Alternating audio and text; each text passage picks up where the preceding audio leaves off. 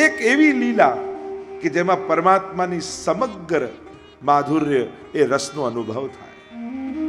ત્રણ શબ્દ પરમાત્મા માટે સમજવા જેવા છે: સૌંદર્ય, ઐશ્વર્ય અને માધુર્ય. આ ત્રણેય શબ્દો કૃષ્ણમાં ઘટિત થાય છે. એના સૌંદર્યનો અનુભવ એ વ્યક્તિ નેત્રોથી કરે છે. એનું ઐશ્વર્ય એ વ્યક્તિ બુદ્ધિથી કરે છે, અને એનું માધુર્ય એ વ્યક્તિ હૃદયથી કરે છે. એટલે તો પ્રારંભમાં જ મંગલાચરણમાં જ ભાગવતજીના મહાત્મ્યમાં સચ્ચિદાનંદ રૂપાય રૂપ બતાવ્યું, વિશ્વોત્પત્યાદિ હેતવે સામર્થ્ય બતાવ્યું, અને તાપત્રય વિનાશાય સ્વભાવ બતાવ્યો. ગંગા ત્રણ દ્વારા આપણે પ્રભુને શરણાગત થવું છે. રૂપાય એટલા માટે કહ્યું કે આંખો એનાથી આકર્ષિત થાય, નેત્રોથી એના રૂપનો અનુભવ. સામર્થ્ય એટલા માટે બતાવ્યું કારણ કે બુદ્ધિ જ્યાં સામર્થ્ય જુએ એને શરણાગત થઈ જાય. એટલે સામર્થ્ય બતાવીને બુદ્ધિને સમર્પિત કરી, અને સ્વભાવ જોઈને મન એનું થઈ જાય. કોઈનો સ્વભાવ બહુ સારો હોય ને તો આપણું દિલ જીતી લે. આપણે કે તમારા સ્વભાવે તમારું દિલ જીતી લીધું. તો સ્વભાવ બતાવ્યો, અને સ્વભાવ બતાવીને ઠાકોરજીમાં ભક્તનું મન સમર્પિત થઈ ગયું. તો આમ જ એ સૌંદર્ય, ઐશ્વર્ય અને માધુર્ય. તો આ રાસલીલા એવી પરમ પાવન લીલા છે જ્યાં જીવાત્મા પરમાત્માનો અનુભવ કરે છે. એટલે વ્રજમાં બધા જ ગોપી ભાવે છે. એવી કથા બી કહેતા ને કે જ્યારે ચૈતન્ય મહાપ્રભુના શિષ્યને મળવા માટે મીરાબાઈએ પત્ર લખ્યો કે રૂપ ગોસ્વામી, જીવ ગોસ્વામીને કે મારે તમને મળવું છે. વૃંદાવનમાં હતા ને ત્યારે એમણે જવાબ આપ્યો, અમે સ્ત્રીને મળતા નથી. ત્યારે ઉત્તરમાં મીરાબાઈએ કહ્યું કે આજે પહેલી વાર મને ખબર પડી કે વૃંદાવનમાં કૃષ્ણ સિવાય બીજો કોઈ પુરુષ પણ રહે છે. હું તો એમ જ માનતી હતી કે પુરુષ એક કૃષ્ણ છે, બાકી બધા જ ગોપીઓ છે. અને આ ગોપીની અવસ્થાને અનુભવવું. ત્રણ પ્રકારના ભાવ તમને દસમ સ્કંદમાં જોવા મળશે. એક સાધારણ ભાવ, એક ઉપજાનો. એક મધ્યમ ભાવ એ અષ્ટપટરાણીઓનો, અને ઉત્તમ ભાવ એ ગોપીજનોનો. આ ત્રણેય સ્ત્રી પાત્રો તમને દસમ સ્કંદમાં મળશે. તો આ ગોપીની અવસ્થાનો અનુભવ એ રાસ છે. આવો પ્રવેશ કરીએ રાસ લીલામાં. શ્રી મહાપ્રભુજી સુબોધનજીમાં આજ્ઞા કરે છે, બ્રહ્માનંદાત સમુદ્રત્ય ભજનાનંદ યોજને લીલાયા યુજ્યતે સમ્યક સાતુર્ય વિનિરૂપ્યતે. મહાપ્રભુજી આજ્ઞા કરે છે કે બ્રહ્માનંદ સુધીનો અનુભવ વ્રજભક્તોને થઈ ચૂક્યો છે. શાસ્ત્રોમાં ત્રણ પ્રકારના આનંદ બતાવ્યા છે: વિષયાનંદ, બ્રહ્માનંદ અને ભજનાનંદ. વિષયાનંદને બધા જાણે છે. જે ઇન્દ્રિયોથી વિષયનો અનુભવ કરીએ એ વિષયાનંદ. એનાથી ઉપરનો આનંદ બ્રહ્માનંદ, એટલે મોક્ષનો આનંદ, મુક્તિનો આનંદ. ઋષિઓને મોક્ષનો આનંદ અનુભવાય છે, પણ ભાગવતજીમાં ભગવાને એનાથી પણ પરનો આનંદ બતાવ્યો, અને એ છે સ્વરૂપાનંદ. કે મુક્તિ આપનારા જે પરમાત્મા છે એ પરમાત્માનો આનંદ એ ભજનાનંદ કહેવાય. મોક્ષ એટલે મિશ્રી થઈ જવું, અને સ્વરૂપાનંદ એટલે મિશ્રી ચાખવી. મિશ્રી થઈ જવામાં જેટલો આનંદ નથી એટલો મિશ્રી ચાખવામાં છે, અને એ ચાખવું એ સ્વરૂપાનંદ. તો કહ્યું કે બ્રહ્માનંદ સમુદ્રત્ય ભજનાનંદ યોજને, એટલે કે વ્રજભક્તોને મોક્ષના આનંદમાંથી કાઢી અને હવે સ્વરૂપાનંદનો અનુભવ, પરમાત્મા એમને સર્વોચ્ચ આનંદની અવસ્થાનો અનુભવ કરાવશે. એ પ્રક્રિયાનું નામ રાસ છે. કારણ કે પ્રેમના ગણિત કંઈક જુદા હોય. એ સાંસારિક ગણિત જેવા ન હોય. પ્રેમની ભાવના કંઈક જુદી હોય, એની અવસ્થા જુદી હોય, એની દ્રષ્ટિ જુદી હોય, અને એ પ્રેમની સર્વોચ્ચ અવસ્થાનો અનુભવ આ રાસમાં થશે. आओ प्रवेश करते हैं पंचाध्यायी की कथा में. भगवान शब्दથી પંચાધ્યાયનો પ્રારંભ કર્યો. આ સાધારણ કોઈ જીવની આ લીલા નથી, આ તો ભગવાનની લીલા છે. આત્મા ને પરમાત્માની લીલા છે. અલ્પાનંદને પૂર્ણાનંદ બનાવવાની આ પ્રક્રિયા છે. જે વચન ઠાકોરજીએ કાત્યાયની વ્રત સમયે ગોપીઓને આપ્યું હતું એને પૂરું કરવા માટે ભગવાન તા રાત્રિ એ રાત્રિને જોઈ વનમાં પધાર્યા. પ્રભુ વનમાં પધાર્યા, એક વિશાળ કદંબના વૃક્ષની નીચે ત્રિભંગી રૂપ ધારણ કર્યું. ચરણ પર બીજો ચરણ પધરાવ્યો, એટલે ચરણથી વાંકા, કટી કમરથી વાંકા અને ગ્રીવા એટલે ગળાથી વાંકા. એટલે ઠાકોરજીનું એક નામ છે ત્રિભંગી લાલ, લલિત ત્રિભંગી આપણે એમ કહીએ ને. 3 જગ્યાએથી ભંગ છે. અને અધર પર વેણુ પધરાવી અને ઠાકોરજીએ વેણુનાદ કર્યો. આખા એ બ્રજમાં પ્રભુના એ વેણુના સ્વર ગૂંજવા લાગ્યા. મગ્ન બનીને પરમાત્મા જે વેણુના સ્વર ભરી રહ્યા. ભિન્ન ભિન્ન કાર્યોમાં ગોપીઓ લાગી છે. કોઈ પતિની સેવા કરી રહી છે, કોઈ બાળકોને જમાડી રહી છે, કોઈ ઘરની સફાઈ કરી રહી છે, કોઈ ચૂલામાં દૂધ પકવી રહી છે. તામસ, રાજસ, સાત્વિક જુદા જુદા કાર્ય પ્રમાણે ઠાકોર મહાપ્રભુજી બતાવ્યું સુબોધનીજીમાં. આ તામસ ગોપી છે, આ રાજસ ગોપી છે, આ સાત્વિક ગોપી છે. वलौकिक काम को बढ़ाने वाला गीत परमात्मा ने बजाया. और भक्त का काम क्या है? भगवान को पाना, यही भक्त का काम है. धर्म, अर्थ, काम और मोक्ष रूप भक्त के लिए परमात्मा ही है. એટલે ભક્તનો કામ કેવો હોય વૃત્રાસુરે પણ બતાવ્યું છે ને. वृत्रासुर जब धर्म अर्थ काम मोक्ष परमात्मा के पास मांगने लगा, याचना करने लगा, तब पूछा तुझे क्या चाहिए वृत्रासुर? अजात पक्षा इव मातरम खगा. जब नाना नाना चकलीना बच्चा હોય ને પ્રભુ, માળામાં બેઠા હોય, હજી પાંખો ફૂટી ન હોય, ભૂખ્યા થયા હોય, અને માં ચણ લઈને આવે અને માને આવતી જુએ એટલે નાના નાના ચકલીના બચ્ચા ચી ચી ચી ચી કરી આખું આકાશ ગજવી નાખે. એ પ્રભુ આપને જોઈ આવી તત્પરતા મારા મનમાં જાગે. પણ પાછું થયું કે પાંખો ફૂટે પછી ક્યાં માની રાહ જોએ. સ્તન્યમ યથા વત્સ તરાક સુધારતા.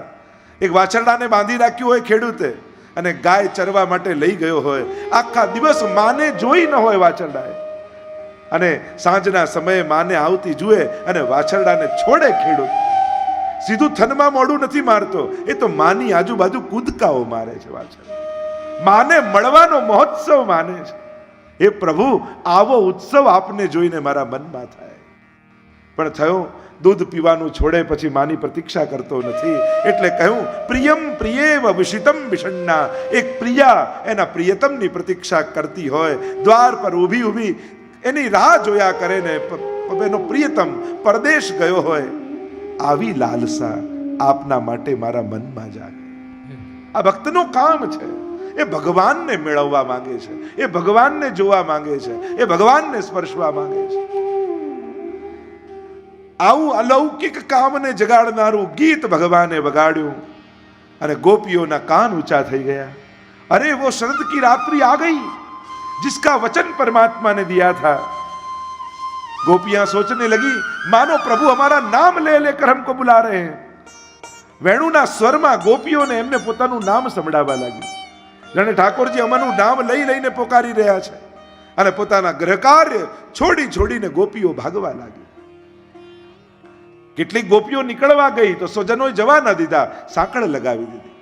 હું તો ઘેલી ફરું ઘર માય, કોણે દીધી સાકલડી, મારા વાલા ના વન માય, વાગે રૂડી વાસરડી.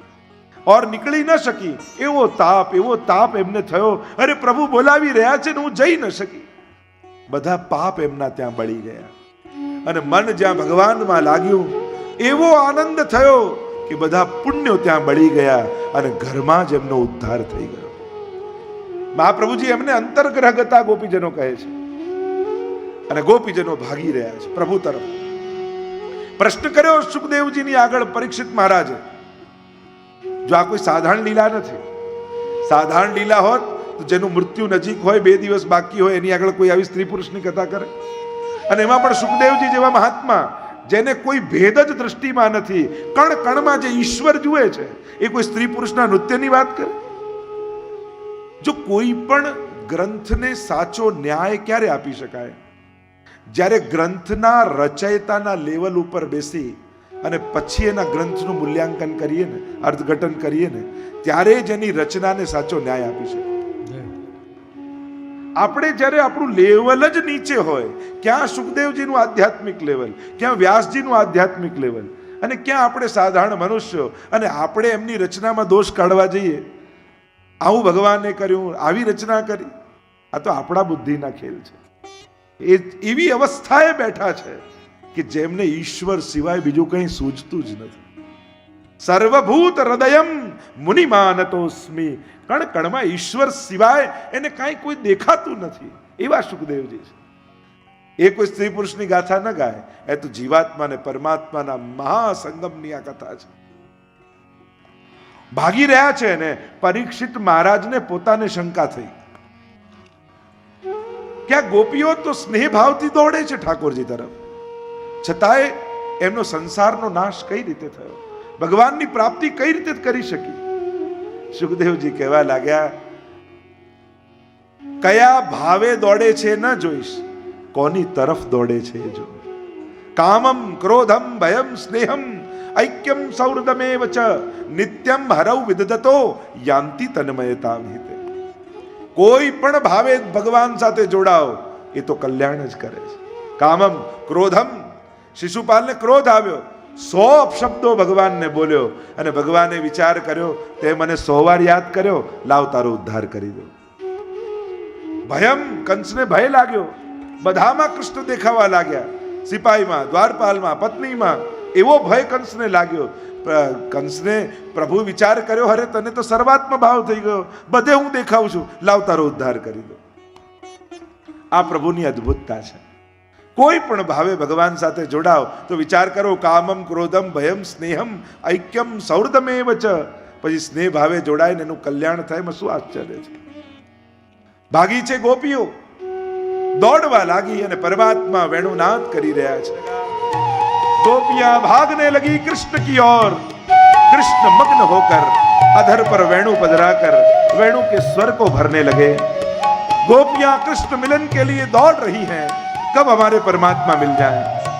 एक जगह कोई महात्मा कथा करता था, એમણે કહ્યું કે આ રીતે વનમાં અડધી રાતના કોઈ વાંસળી વગાડે અને લોકો ઘરબાર છોડીને જંગલમાં જતા રહે, આવું કઈ પ્રેક્ટિકલ પોસિબલ છે? મહાત્માએ કહ્યું, આ તો રાત્રિની કથા છે, રાતના આવજો તો કહીશ. બધા રાતના આશ્રમમાં જંગલમાં પહોંચી ગયા. બતાવો, રાતના કોઈ અડધી રાતના જંગલમાં પહોંચે સંભવ છે? કહ્યું, આ તો યમુનાજીના તટની કથા છે, ત્યાં આવજો તો કહીશ. અને યમુનાજીના તટ ઉપર રાતના ચાલો ચાલો, બતાવો અડધી રાતના કોઈ વેણું વગાડે ને લોકો ઘરબાર છોડીને જંગલમાં પહોંચી જાય, આવું કોઈ સંભવ છે? ત્યારે મહાત્માએ કહ્યું, પ્રભુએ વેણું વગાડીને ગોપીઓ જંગલમાં પહોંચી એ તો પછીની વાત, પણ એ કથામાં તમને એટલો રસ આવ્યો કે કથા સાંભળવા તમે ઘર છોડીને વનમાં આવી ગયા, તો જેણે વેણું સાંભળી હોય એ ઘર છોડીને વનમાં જાય, એમાં શું આશ્ચર્ય છે? જય હો. हुई गोपियां आई प्रभु के सन्मुख, प्रभु तो अपने अधर पर वेणु को पधराकर स्वर भर रहे हैं, वेणुनाद કરી રહ્યા છે, મગ્ન છે પ્રભુ. અને અનેક ગોપીજનો સામે આવીને ઉભા રહી ગયા,